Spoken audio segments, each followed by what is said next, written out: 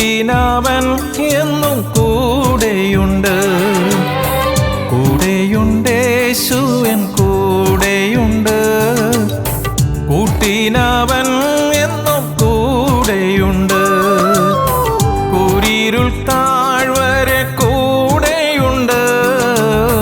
കൂട്ടാളിയായിട്ടൻ കൂടെയുണ്ട്. കൂരിരുൾ താഴ്വരെ കൂടെയുണ്ട്. കൂട്ടാളിയായിട്ടൻ കൂടെയുണ്ട്.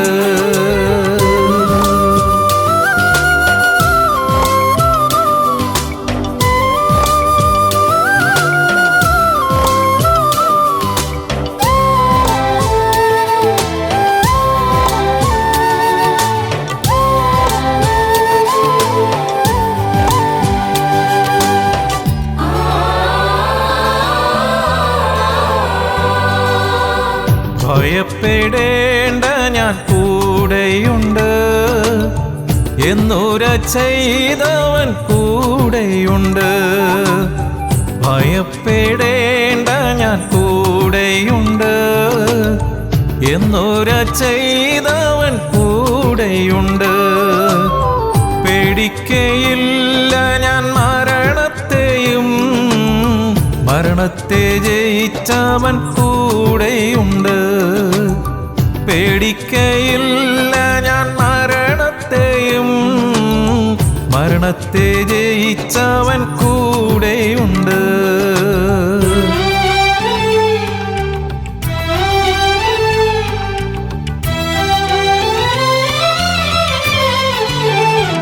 ദൈവനാമത്തിന് മഹത്വമുണ്ടാകട്ടെ. ഇന്നത്തെ അനുദിന ചിന്ത, They shall be all taught of God.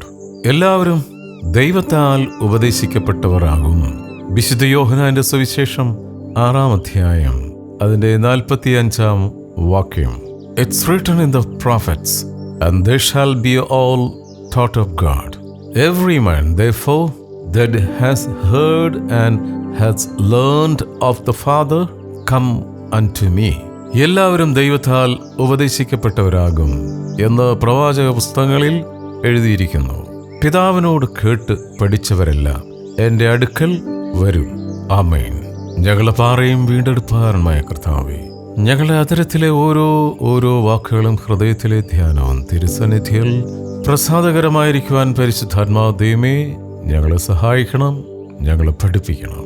അപ്പോൾ അവിടുന്ന് അങ്ങനെ ചെയ്യുന്നതിനായി നന്ദി, അനുഗ്രഹിച്ചനായി സ്തോത്രം. യേശുവിൻ നാമത്തിൽ തന്നെ ആമേൻ.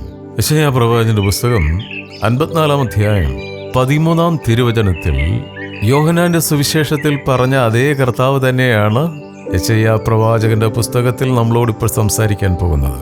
ഈ തിരുവചനം ലോകത്തിലുള്ള ആരുടെയെല്ലാം കയ്യിൽ ഈ ബൈബിൾ ഇരിപ്പുണ്ടോ അവരോടെല്ലാം സംസാരിക്കുന്ന ഒരേ ഒരു ദൈവം, മകനെ മകളെ നിന്നെ നോക്കി പറയുകയാണ് കർത്താവ്.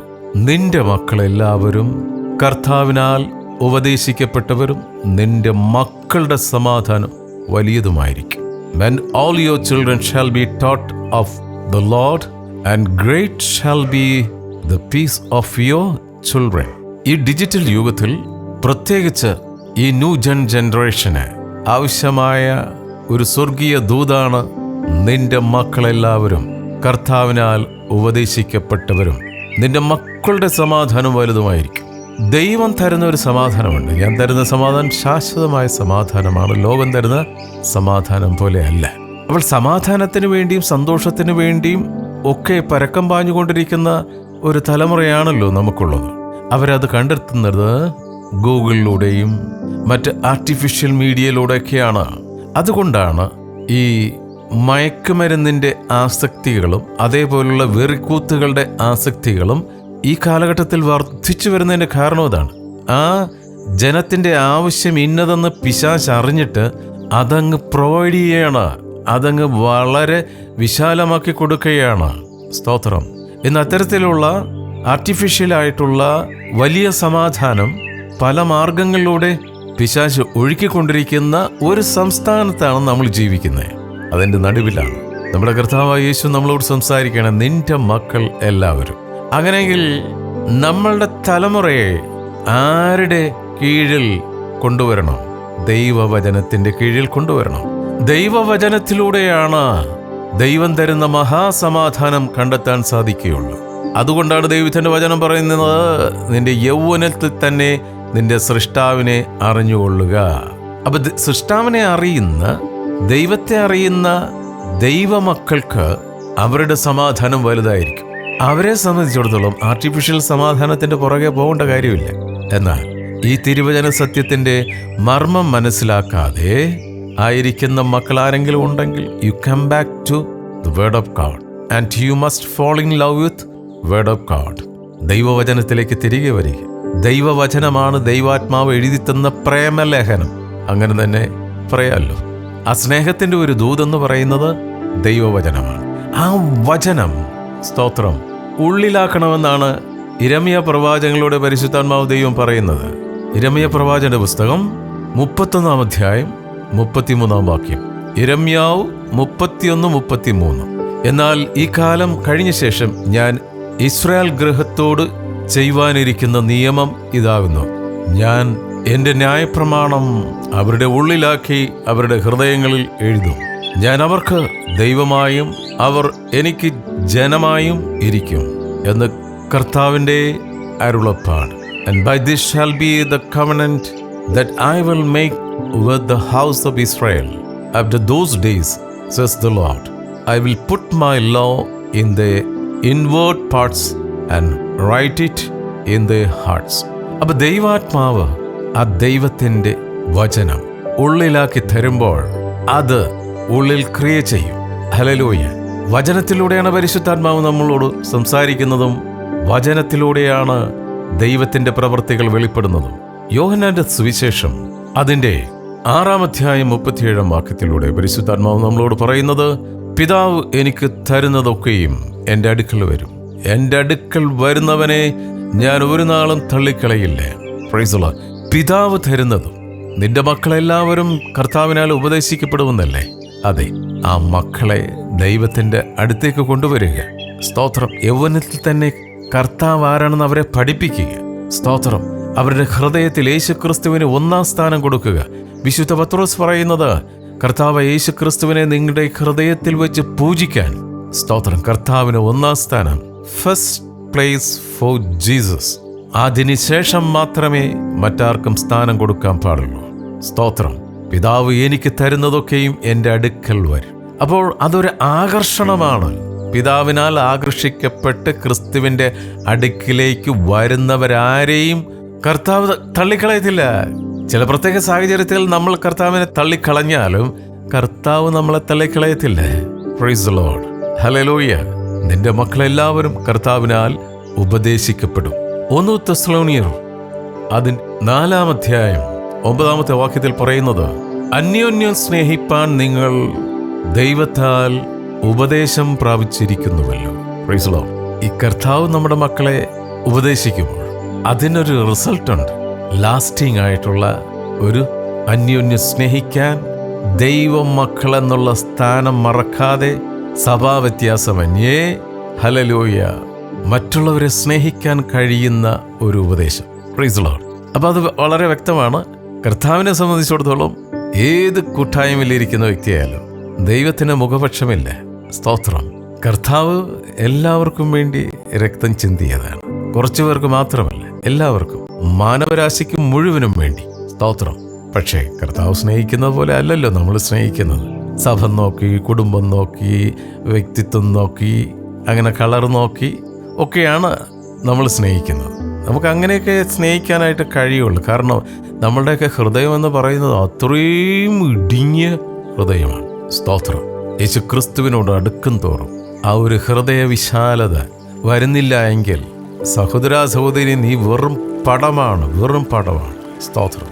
നിന്റെ മക്കൾ എല്ലാവരും ദൈവത്താൽ ഉപദേശിക്കപ്പെട്ടവരാണ്. അപ്പൊ ദൈവത്തിന്റെ ഉപദേശം സ്വീകരിക്കുന്ന മക്കൾ അന്യോന്യം സ്നേഹിക്കും. അന്യോന്യം സ്നേഹിക്കണമെന്ന് പറഞ്ഞത് ആരാ ഉപദേശിച്ചത്? കർത്താവ് യേശു. എന്ന ഒരു കുടുംബത്തിൽ തന്നെ അത് കഴിയുന്നില്ല. ചേർന്ന് നിൽക്കുന്ന കൂട്ടായ്മയിൽ, ആയിരിക്കുന്ന കൂട്ടായ്മയിൽ അത് സാധിക്കുന്നില്ല. പിന്നെ എന്തിനാണ് നമ്മൾ ക്രിസ്ത്യാനിയാണെന്ന് പറയുന്നത്? സ്തോത്രം. ക്രിസ്ത്യാനിയുടെ അടയാളം കുരിശല്ല, ക്രിസ്ത്യാനിയുടെ അടയാളം സ്നേഹമാണ്. ദൈവത്താൽ ഉപദേശിക്കപ്പെടുന്നവർക്ക് മഹാസമാധാനം ഉള്ളവർക്ക് സ്നേഹിക്കാൻ കഴിയും. അപ്പോസ്തല പ്രവൃത്തി അതിൻ്റെ 20-ാം അധ്യായം 29-30 വാക്യങ്ങളൊന്ന് ശ്രദ്ധിച്ച് നമുക്ക് ഈ ചിന്ത ഇവിടെ അവസാനിപ്പിക്കാം. ഞാൻ പോയ ശേഷം ആട്ടിൻകൂട്ടത്തെ ആദരിക്കാത്ത കൊടിയ ചെന്നായ്ക്കൾ നിങ്ങളുടെ ഇടയിൽ കടക്കുമെന്ന് ഞാൻ അറിയുന്നു. ശിഷ്യന്മാരെ തങ്ങളുടെ പിന്നാലെ വലിച്ചു കളയുവാനായി വിപരീത ഉപദേശം പ്രസ്താവിക്കുന്ന പുരുഷന്മാർ നിങ്ങളുടെ ഇടയിൽ നിന്ന് എഴുന്നേൽക്കും. അതുകൊണ്ട് ഉണർന്നിരിപ്പിൻ. ഞാൻ 3 സംവത്സരം രാപ്പകൽ ഇടവിടാതെ കണ്ണീർ വാർത്തുകൊണ്ട് ഓരോരുത്തരും ബുദ്ധി പറഞ്ഞു തന്നത് ഓർത്തു കൊള്ളുവിൻ. വിപരീത ഉപദേശം പഠിപ്പിക്കുന്നവർ, കർത്താവ് പറഞ്ഞ് നിന്റെ മക്കളെല്ലാവരും കർത്താവിനാൽ ഉപദേശിക്കപ്പെടുമെന്ന്. ഇവിടെ വിപരീത ഉപദേശം പഠിപ്പിക്കാനായി കുറെ കൊടിയ ചെന്നാക്കൾ എണീറ്റ് ഓടി നടക്കുന്ന കാലഘട്ടമാണ്.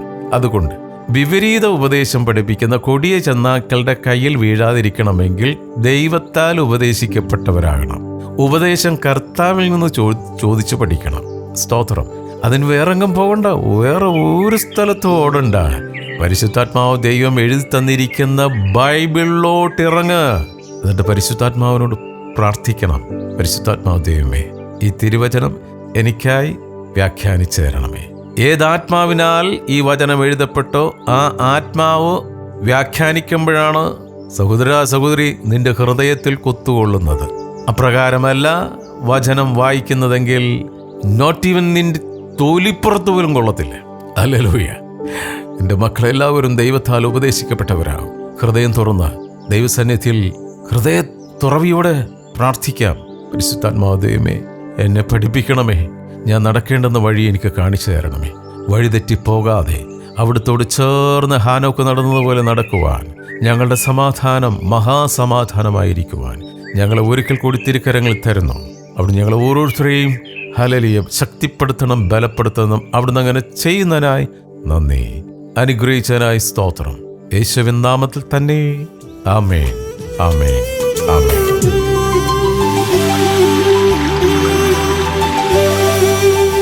യാക്കോബിൻ ദൈവമെൻ കൂടെയുണ്ട്, രോഗക്കിടക്കയിലും കൂടെയുണ്ട്.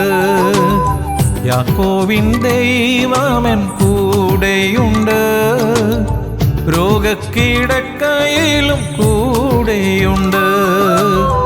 ലോകാന്ത്യത്തോളവും കൂടെയുണ്ട്, എന്നാഥനെന്നോടു കൂടെയുണ്ട്.